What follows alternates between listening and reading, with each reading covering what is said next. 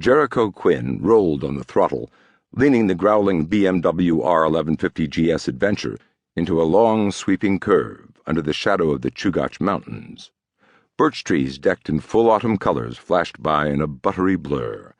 Behind him, riding pillion, his ex-wife twined her arms tightly around his waist, leaning when he leaned, looking where he looked. It was the first time they'd been in sync in over 2 years. The weather was perfect, bluebird clear, and just crisp enough to feel invigorating. The grin on Quinn's face was wide enough he would have gotten bugs in his teeth, had it not been for the helmet. It had been Kim's idea to make the half-hour ride out to Wasilla. She'd suggested they catch an early lunch at the Windbreak Cafe, before scooting back to Anchorage to watch their daughter's Youth Symphony debut matinee. After months overseas, Jericho had been hesitant to let the little girl out of his sight, even for the morning. A nagging feeling that he needed to be there to protect her pressed against his gut like a stone. The thought of being in the wind with his ex-wife won out over his nagging gut. He couldn't remember the last time she'd climbed on a bike behind him. Now her thighs clasped at his hips. The press of her chest seeped like a warm kiss through his leather jacket, reviving a flood of memories from better times, memories he'd tucked away, just to keep his sanity. He took the ramp from the park's highway to the Glen at speed, shooting a glance over his left shoulder before merging with the thump of morning traffic. Picking his line, he checked again, taking the inside lane to avoid a dented Toyota Tundra.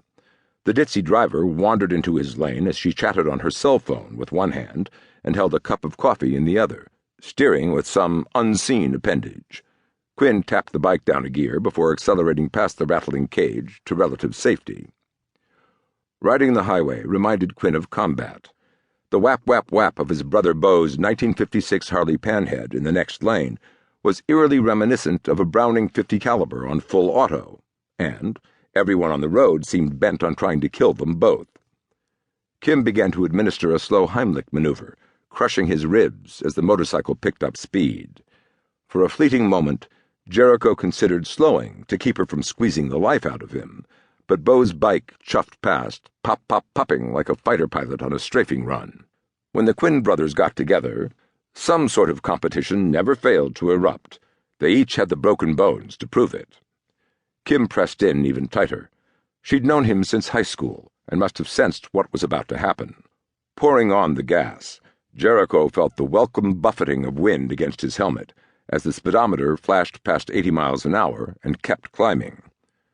The brothers rode their Alaska bikes, the older, more seasoned motorcycles they left in state for visits home. Stationed at Andrews Air Force Base, ostensibly with the Office of Special Investigations, or OSI, Jericho kept his newer BMW R1200 GS Adventure there. The National Security Advisor to the President, his real boss, had added a few modifications that made the bike belong more to the American taxpayer than it did to Quinn. He stored the older GS in his parents' garage, where his dad could take it out in between commercial fishing seasons, to keep it exercised. The Beamer wasn't the Rolex of motorcycles, but it wasn't the bottom of the rung either. Like the Tag Heuer Aqua Racer on Quinn's wrist, the BMW was high-end, classy, without flouting too much bling. Beau rode the flat black 56 Panhead the boys had rebuilt when Jericho was 15 and Beau was 11. Loud as a wronged woman, the smoke-belching Harley could scoot. Kim gave a little squeal of delight, squeezing less with her arms and more with her legs, as the bike screamed through 90 with plenty left to go.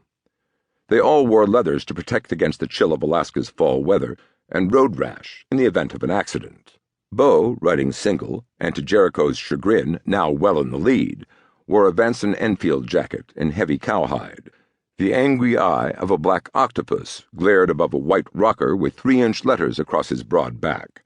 The cut identified the younger Quinn as a denizen, a motorcycle club from Texas that dabbled in what Beau called the lucrative gray edges of the law. Where Beau's Benson all but shouted that he was a member of the denizens, Jericho's Aerostitch gear was unadorned. The supple transit leathers were made up of a black jacket and matching pants.